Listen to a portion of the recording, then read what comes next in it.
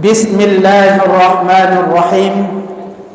Assalamualaikum warahmatullahi wabarakatuh.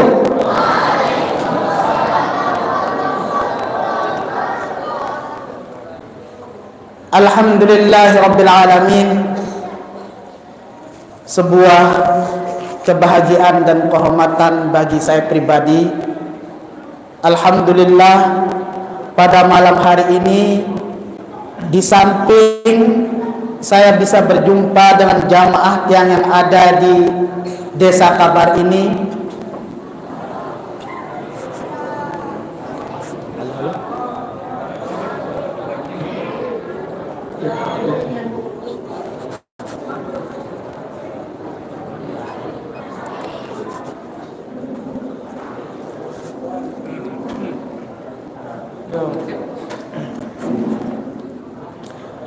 alhamdulillah saya bisa berjumpa dengan seorang saudara saya, sahabat saya, Tuan Guru Bajang kita, Tuan Guru Haji Ahmad Muzanni, yang mana beliau ini adalah kawan seperjuangan saya sejak dari aliyah sejak dari MAKN Mataram sampai kami belajar di Mesir. Dari MAK sampai di Mesir kami tetap bersama, bahkan satu rumah dengan beliau ini. Subhanallah. Beliau jauh lebih muda dari saya, karena beliau adik kelas saya, 2 tahun di bawah saya. Namun dari sisi keilmuan tidak kalah dengan orang-orang Arab yang lainnya.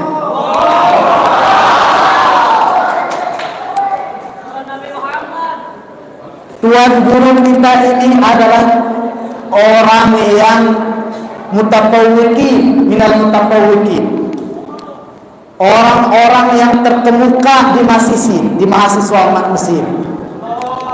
Subhanallah, saya saksinya langsung. Dan alhamdulillah juga di desa ini kami merasa bersyukur sekali dapat dididik, dapat diajar oleh seorang guru, seorang tuan guru dari desa ini yang begitu ikhlas dan tulus mendidik kami, yang kami cintai, yang kami banggakan, yang kami hormati, yaitu Dr. Andes Tuan Guru Haji Syihabuddin. Beliaulah yang mendidik kami sampai kami bisa mengenal apa itu bahasa Arab. Beliaulah yang mendidik kami sehingga kami mengenal agama ini dengan baik. Beliaulah yang mendidik kami sehingga kami tahu apa yang semestinya kami lakukan terhadap saudara-saudara kami. Subhanallahil azim. Semoga Allah Subhanahu wa taala senantiasa mencurahkan rahmat dan maghfirahnya kepada almarhum Dr. Andes Tuan Guru Haji Syihabuddin.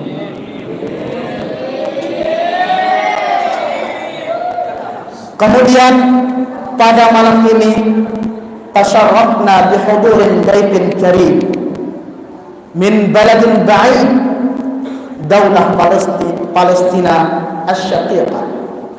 Kita juga mendapatkan sebuah penghormatan yang begitu besar.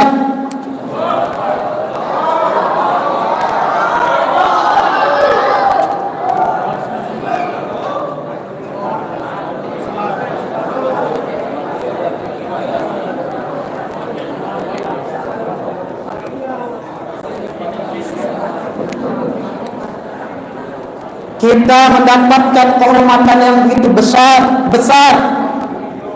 dengan kedatangan seorang syekh kita dari jalur Gaza, Qita'ul Gaza.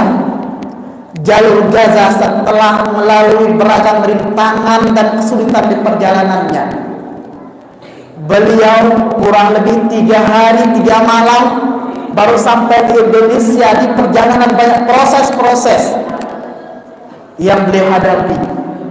Kita harus ingat bahwa beliau ini berasal dari Qita'ul Gaza, jalur Gaza, tempat lahirnya seorang imam yang senantiasa kita puji, yang senantiasa kita gugu, yang sampai detik ini kita mengikuti, mengamalkan mazhab yang beliau cetuskan, yaitu mazhab Imam Asy-Syafi'i rahimahullah ta'ala.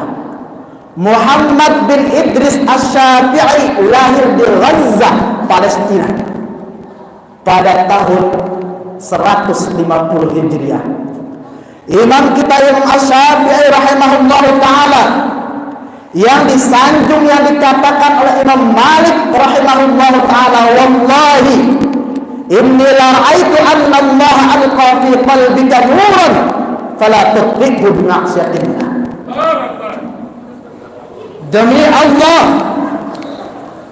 sesungguhnya aku melihat bahwa Allah Subhanahu wa taala menaruh di dalam hatimu wahai Syafi'i nuran, cahaya, cahaya keimanan, cahaya ilmu, cahaya Islam. Fala tutbiqhu bi ma'siyatillah, maka janganlah engkau sekali-kali memadamkan cahaya tersebut dengan berbuat maksiat kepada Allah Subhanahu wa taala. Imam Asy-Syafi'i rahimahullah taala yang dikatakan oleh Imam Ahmad bin Muhammad bin Ahmad bin Hanbal.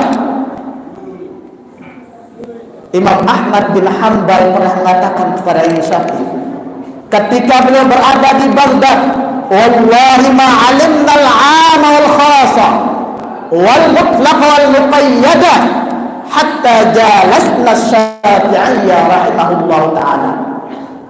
Demi Allah, kami tidak pernah tahu apa itu dalil umum, apa itu dalil khusus, apa itu dalil mutlak, apa itu dalil muqayyad, sampai kami duduk di majelisnya Imam Asy-Syafi'i rahimahullah ta'ala. Inilah yang dikatakan oleh Imam Ahmad bin Hanbal, pujiannya terhadap imam kita Imam Asy-Syafi'i rahimahullah ta'ala yang terlahir di Gaza, tempat syekh kita ini dilahirkan. Perlu kita ingat juga bahwa di Palestina ini terdapat salah satu masjid yang merupakan kiblat umat Islam yang pertama, yang merupakan kiblat para nabi-nabi sebelumnya, yang merupakan masjid yang kedua dibangun di muka bumi ini setelah Masjidil Haram. Perlu kita ingat bahwa Rasulullah SAW ketika hijrah dari Makkah menuju Madinah, beliau beserta sahabatnya tetap sholatnya menghadap ke arah Baitul Maqdis, Masjidil Aqsa, selama 17 bulan. Tahukah kita bahwa kiblat pertama kita itu kiblatnya para nabi-nabi sebelum kita itu sampai detik ini masih diduduki, masih dikuasai oleh penjajah Israel Yahudi.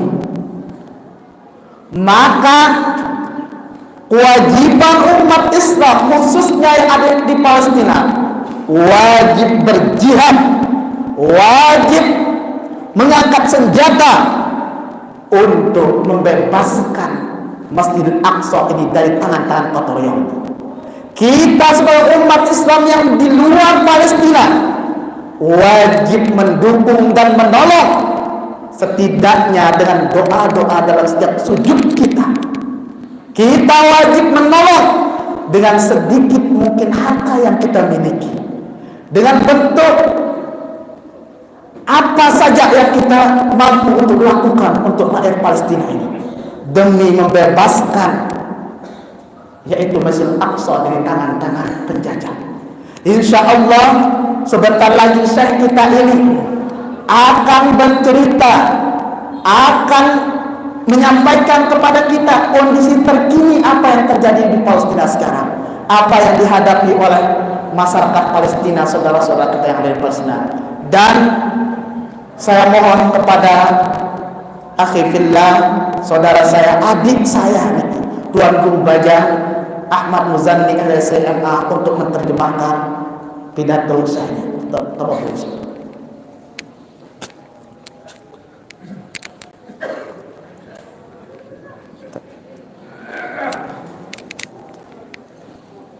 Yalla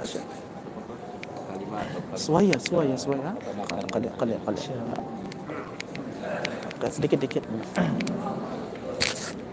الحمد لله الذي بنعمته تتم الصالحات وبفضله تتنزل البركات. أما بعد. Beliau menyampaikan pujian kepada Allah Subhanahu wa taala, pujian di mana nikmatnya Allah dan keberkahan turun bersama kita. أخوكم العبد الفقير إلى رحمة ربه محمود بن أحمد يحيى من دولة فلسطين من قطاع غزة المحاصر. Perkenalkan, saya adalah saudara Anda semua, Mahmud bin Ahmad bin Yahya dari Palestina, ya. قطاع غزة. Dari Palestina, bil khusus di Gaza, jalur Gaza. المسجد الأقصى هو أولى القبلتين وثاني المسجدين وآية من كتاب ربنا يقول سبحانه وتعالى: سبحان الذي أسرى بعبده ليلا من المسجد الحرام إلى المسجد الأقصى الذي باركنا حوله. Masjid Al-Aqsa adalah kiblat pertama umat Islam, salah satu tanda-tanda kebesaran Allah di bumi, sebagaimana yang disebutkan dalam surat pertama, surat Al-Isra, yaitu Subhanalladzi asra bi 'abdihi lailan minal masjidil haram ilal masjidil aqsa alladzi barakna hawlahu. فالمسجد الأقصى هو قبلة للمسلمين جمعاء لمن يقول لا إله إلا الله وليس خاص بالفلسطينيين. Oleh karena itu, Masjidil Aqsa adalah kiblat kita semua, kiblat umat Islam, kiblat orang yang meneguhkan kalimat la ilaha illallah, bukan kiblat orang Palestina saja. والدفاع عن هذا المسجد المبارك هو حق واجب وديني كل بما يملك، فمنهم من يجاهد ومنهم من يدعو ومنهم من يبذل المال. Maka mempertahankan masjid ini adalah salah satu kewajiban yang ada di pundak kita, sesuai dengan kapasitas masing-masing. Sebagian ada yang berjihad langsung, sebagian ada yang membantu dengan doa, sebagian lagi ada membantu dengan kekuatan harta. وحث النبي صلى الله عليه وسلم بشد الرحال إلى هذا المسجد لعظم أجر الصلاة فيه بقوله: لا تشد الرحال إلا إلى 3 مساجد، المسجد الحرام والمسجid الأقصى ومسجدي هذا. Nabi kita Nabi Muhammad sallallahu alaihi wasallam sangat menganjurkan untuk bermusafir pergian ke Masjidil Aqsa untuk melaksanakan ibadah salat di sana, sebagaimana yang disebutkan dalam salah satu hadis bahwa ada 3 masjid yang dimana umat Islam sangat dianjurkan untuk bermusafir ke sana: Masjidil Haram di Mekah, Masjid An-Nabawi di Madinah, dan yang ketiga adalah Masjid Al-Aqsa di Palestina. ورغم ما يمر به المسجد الأقصى من اعتداءات وانتهاكات إلا أننا مؤمنون بأنه سيحرر ببشارة النبي صلى الله عليه وسلم في الأحاديث النبوية الشريفة. Kendati apa yang terjadi sekarang di sana di Masjidil Aqsa, pelecehan, tetapi insya Allah Ta'ala pada akhirnya Masjidil Aqsa sayuharrar, akan dibebaskan dengan bisyarah, kabar gembira yang disampaikan oleh Rasulullah SAW dalam banyak hadis-hadis beliau. ومن هذه البشارات قول النبي صلى الله عليه وسلم: ستكونون جنودا مجندة، جند بالشام وجند بالعراق وجند باليمن. فقال أحد الصحابة: خر لي يا رسول الله. قال: عليك بالشام فإنه خيرته من أرضه يجتبي إليها خيرته من عباده. Ya, kalau untuk hadis itu saya serahkan ke sini karena beliau jurusan hadis. Sesuai dengan hadis Rasulullah SAW yang dibacakan oleh Syekhnya tadi, hadis ini diriwayatkan oleh Imam Abu Dawud dalam kitab Sunannya, diriwayatkan oleh Imam Ahmad bin Hanbal dalam kitab Musnadnya, diriwayatkan oleh Imam Al-Hakim dalam kitab Al-Mustadraknya, diriwayatkan pula oleh Imam Al-Baihaqi dalam kitab Syu'abul Imannya, bahwa Rasulullah SAW bersabda, "Satakunu junudan mujannah." Telah kalian akan menjadi satu kesatuan bala tentara yang sangat besar. Jundun Bisyam, bala tentara yang ada di Syam. Saat ini adalah Palestina sekarang, saat ini adalah Suriah sekarang, saat ini adalah Lebanon sekarang, saat ini adalah Yordania sekarang. Wajundun bil Yaman, dan bala tentara yang ada di Yaman. Wajundun bil Iraq, dan bala tentara yang ada di Irak. Faqala ahadu sahabihi, sampai-sampai salah seorang sahabat mengatakan, "Khilli ya Rasulullah in adraktu." Ayatkan ya Rasulullah in adraktu. Pilihkan untukku wahai Rasulullah SAW jika aku mendapati masa tersebut. Qala Nabi sallallahu alaihi wasallam, "Alaika bisyam." Hendaknya engkau memilih negeri Syam. Alaika bisyam. Hendaknya